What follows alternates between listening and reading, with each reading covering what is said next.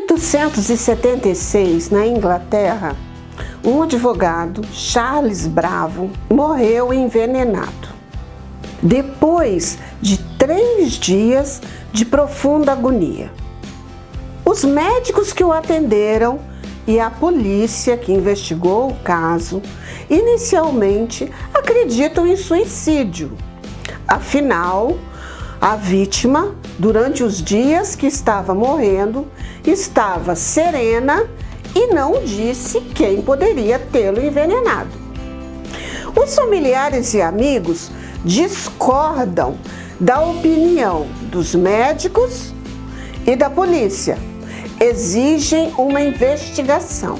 A partir daí, os jornais cobrem tudo que acontece nessa investigação e surgem possíveis suspeitos. Um cocheiro demitido que, numa taverna, grita: "Em 6 meses, o Sr. Bravo estará morto."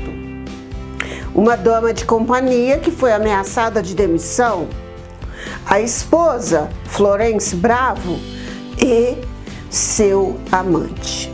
A vida de Florence Bravo foi revirada pelo avesso e estampada nos jornais daquela época. A polícia não conseguiu encontrar quem realmente cometeu o assassinato, ou se de fato Charles Bravo foi assassinado ou cometeu suicídio. As pessoas envolvidas tiveram a sua vida revirada do avesso, sendo que alguém disse o seguinte: entre os suspeitos, o culpado se safou, os inocentes pagaram por isso. Com esse mote, o romance que eu vou apresentar para você hoje conta a história de uma família envolta num assassinato e que teme que ele não seja solucionado. Inclusive, no enredo do romance, o caso de Charles Bravo é mencionado. Olá, sou Cristiane Azevedo, este é o canal Leitura de Abelha e apresento para você hoje o livro Punição para a Inocência, de Agatha Christie.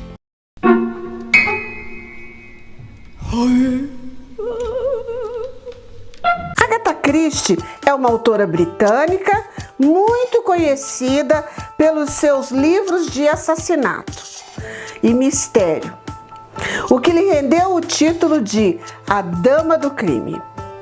Durante sua carreira, ela publicou mais de 80 livros, alguns sob o pseudônimo de Mary Westmacott. Punição para a Inocência foi publicada inicialmente em forma de folhetim em um jornal britânico. Nele, nós não encontramos os detetives Hercule Poirot ou a incrível Miss Maple. Um médico, Dr. Calgary, um cientista na verdade, Dr. Calgary, retorna após 2 anos de uma expedição no exterior.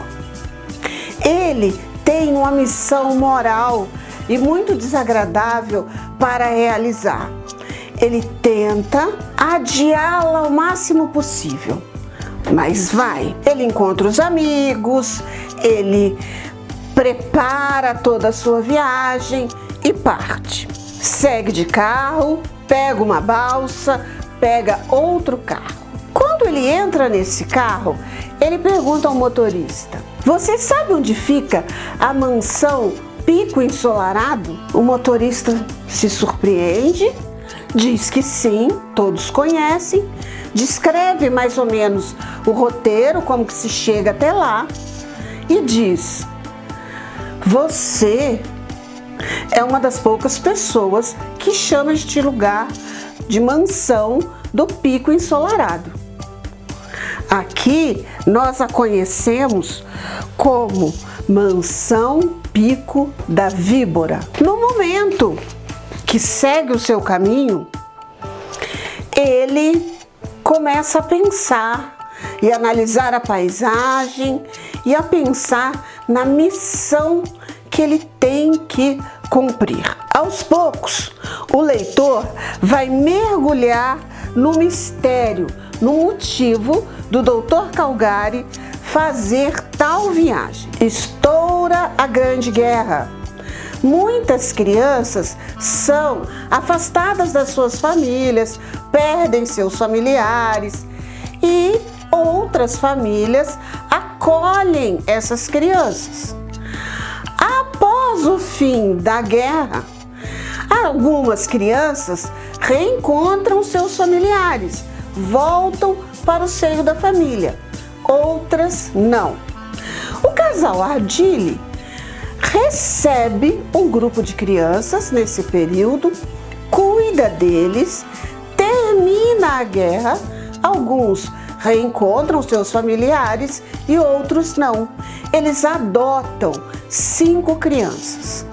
O tempo passa, eles se tornam adultos e um desses filhos, Jake, que tem o apelido de Jacob, é muito problemático. Num fim de tarde, ele visita sua mãe, a senhora Ardili, pede dinheiro emprestado.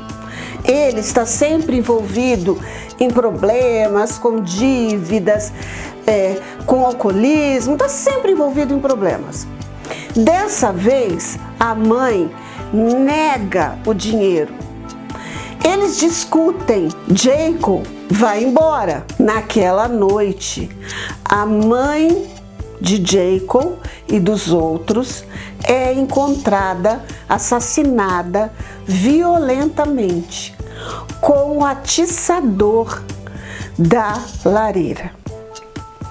A polícia, ao investigar o caso, entrevista o marido, entrevista a governanta e entrevista os 5 filhos. Descobre a discussão que ocorreu entre Jacob e a mãe e com ele o dinheiro. Jacob afirma que sim, eles discutiram, mas ele conseguiu o dinheiro, a mãe se arrependeu e que ele tem um álibi. Ele foi de carona com um médico, porém, eles não encontram um médico, sendo Jacob de natureza complicada, tendo tido essa discussão com a mãe e não conseguindo comprovar o seu álibi, ele é condenado pelo assassinato de sua mãe adotiva. Vai para a cadeia, depois de 6 meses preso, contrai pneumonia e morre. Passam-se 2 anos, temos o senhor Calgary, o Dr. Calgary, indo à mansão Pico da Serpente. Bate a porta, é recebido de forma não muito calorosa e diz: eu reabri o caso do assassinato da mãe de vocês. Eu trago essa notícia porque eu sou o álibi de Jacob. Eu dei carona para ele. E explica: não compareci na época para ser o seu álibi, porque ele sofre um acidente, ele perde a memória, ele viaja numa expedição para um outro país, então ele se ausenta por 2 anos. E por isso ele tem um remorso muito grande. Ele poderia ter evitado que Jacob fosse condenado e morrido na prisão. Surpreendentemente, ele percebe que a família não fica feliz com essa descoberta. Muito pelo contrário. E ao ir embora, quando ele sai da sala e se despede da mansão, a filha diz o seguinte: agora o senhor deixa um problema, porque na cabeça daquela família será impossível resolver esse assassinato. O culpado vai se safar e os inocentes vão pagar. Por quê? Porque paira a dúvida, todo mundo desconfia de todo mundo, a vida familiar deles ficará num clima horrível e o futuro deles ficará suspenso. Por exemplo, o viúvo, que era o pai das crianças, que pretendia se casar com a secretária, acha melhor não se casar, porque se eles se casam, vai dar a impressão de que ele tinha motivos para matar a esposa, o desejo de se casar.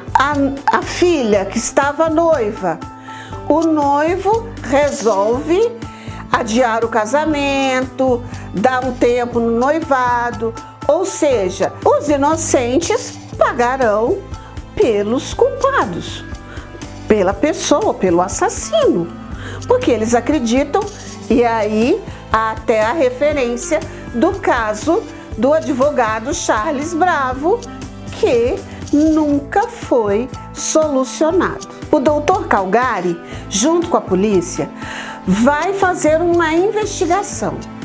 Ele reabriu o caso, ele conversou com os advogados e ele tem como uma questão de honra descobrir quem de fato cometeu esse crime, quem matou a senhora Argyle. E à medida que a investigação vai acontecendo, aquela mulher que era considerada uma pessoa muito boa, sublime, de ótimo temperamento, vai se revelando uma outra mulher. E o leitor vai passo a passo acompanhando esta investigação. O livro aborda de forma bastante preconceituosa a questão da adoção, afirmando sempre que filhos adotivos tendem a ser problemáticos.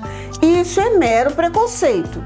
A gente sabe que os filhos ou filhas podem ser problemáticos, adotivos ou não. Esse livro ele foi adaptado para o cinema em 1985, tendo Donald Sutherland e Faye Dunaway no elenco, e em 2019 foi adaptado para uma minissérie da BBC em 3 capítulos e atualmente está nos streamings. Ler Agatha Christie é diversão na certa. Eu particularmente nunca termino o livro dela descobrindo quem é o assassino. Eu desafio você a ler este livro, Punição para a Inocência, e fazer justiça ao pobre do Jacob e saber quem daquela família matou a senhora Argyle. Espero que você tenha gostado dessa resenha e te aguardo semana que vem com outro livro aqui no canal. Tchau!